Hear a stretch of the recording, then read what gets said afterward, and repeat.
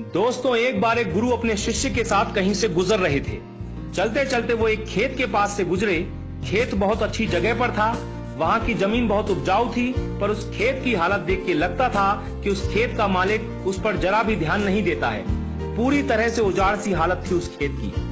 खैर, दोनों को बहुत प्यास लगी थी, तो वो खेत के बीच में बने एक टूटे फूटे घर के सामने पहुंचे।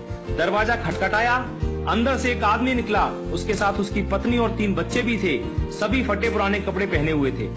गुरु ने पानी मांगा। उस आदमी ने उनको पानी पिलाया। फिर गुरु ने उससे पूछा कि भाई साहब, आपके पास इतना बड़ा खेत है, ना वहां पर कोई फसल है, ना फलों के कोई पेड़ हैं, आखिर आप अपना गुजारा करते कैसे हैं?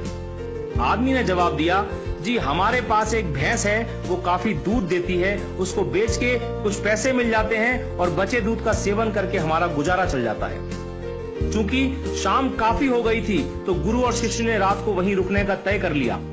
आधी रात को जब सब गहरी नींद में सो गए, तब गुरु ने शिष्य को उठाया और कहा कि चलो चलो, हमें अभी यहाँ से निकलना है, पर जाने से पहले हम उस आदमी की भैंस को पहाड़ से गिराकर मार डालेंगे। ऐसा करने का शिष्य का जरा भी मन नहीं था। उसे यह बहुत गलत लगा, पर वो गुरु की बात को टाल नहीं सका। तो वो भैंस को मारकर रातों रात वहां से गायब हो गए। ये बात शिष्य के मन में बैठ गई थी। 10 साल के बाद वो शिष्य एक सफल आदमी बन गया, तो अपनी गलती का पश्चाताप करने के लिए और उस आदमी की मदद करने के लिए अपनी कार से उस खेत के सामने पहुंचा।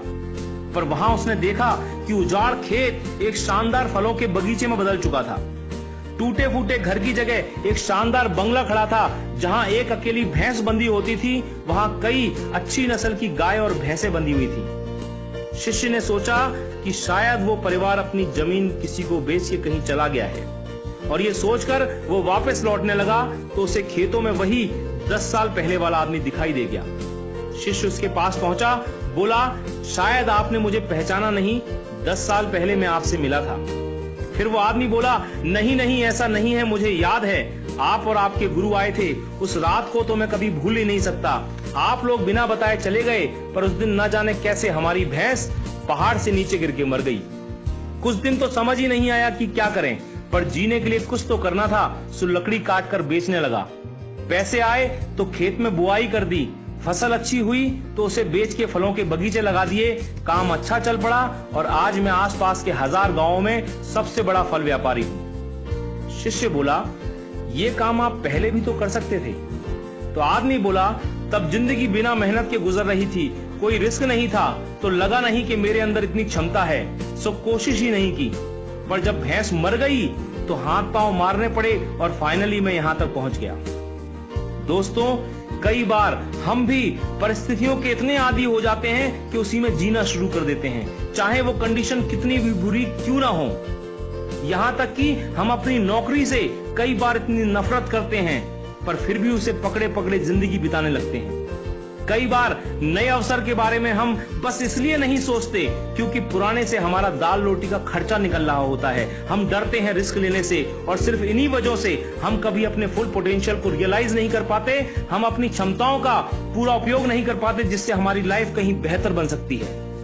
दोस्तों, सोचिए कहीं आपकी लाइफ में भी कोई ऐसी भैंस तो नहीं है जो आपको एक बेटर लाइफ जीने से रोक रही है।